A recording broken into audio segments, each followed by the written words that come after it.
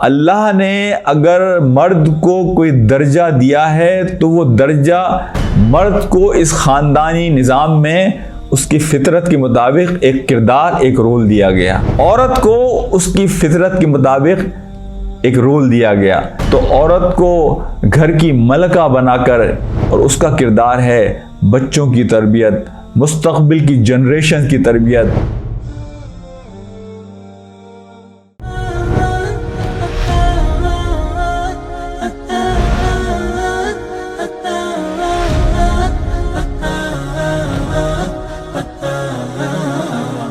میں مراکو گیا اور تیونس،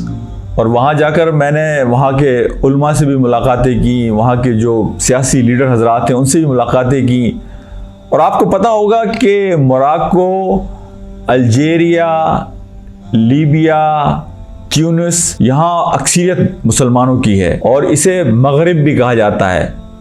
اور یہ وہ ممالک ہیں کہ جہاں 99.9% لوگ مالکی مسلک کو فالو کرتے ہیں، بہت اچھے مسلمان ہیں، لیکن انہوں نے اپنے یہاں ایک نئے ٹریڈیشنز شروع کیے۔ انہوں نے عورت کو اختیار دینے کی بات کی، تو وہاں لوگوں سے بات چیت ہوئی، تو میں نے ان سے پوچھا کہ یہ جو آپ نے عورتوں کے حقوق کے حوالے سے ایک کمپین آگے بڑھی اور الحمدللہ اس کے نتیجے میں آپ کو فائدے ہوئے ہوں گے، لیکن مجھے ایک بات یہ بتائیے کہ آپ کے یہاں طلاق کا ریشو کیا ہے؟ تو انہوں نے بتایا کہ ہمارے یہاں طلاق کا ریشو 50% ہے۔ جب میں بعد میں تیونس پہنچا تو تیونس کی جو اسمبلی کی پہلی خاتون اسپیکر تھیں، ان سے میں نے ملاقات کی، اور ان سے میں نے یہ سوال کیا کہ آپ کے یہاں طلاق کی کیا ریشو ہے؟ آپ نے بھی وہی راستہ اختیار کیا جو مراکو والوں نے اختیار کیا، وومن امپاورمنٹ۔ تو انہوں نے کہا کہ ہمارے یہاں بھی طلاق کا ریشو 50% ہے۔ تو میں نے ان سے سوال کیا کہ دیکھیں، وومن امپاورمنٹ کا فائدہ تو اس وقت ہونا چاہیے کہ جب گھروں میں سکون ہو، مین امپاورمنٹ ہو یا وومن امپاورمنٹ ہو، ریگارڈلیس، یعنی دین کا نقطہ نظر تو یہاں یہ ہے کہ دین میں مرد میں اور عورت میں کوئی فرق نہیں ہے۔ اللہ نے اگر مرد کو کوئی درجہ دیا ہے تو وہ درجہ بحیثیت مرد نہیں ہے، بلکہ مرد کا جو کردار ہے، جو رول اسے پلے کرنا ہے گھر میں، اس رول اور کردار کی وجہ سے، گھر کی تنظیم کی وجہ سے، گھر میں نظم و ضبط کی وجہ سے مرد کو اس خاندانی نظام میں اس کی فطرت کے مطابق ایک کردار، ایک رول دیا گیا۔ عورت کو اس کی فطرت کے مطابق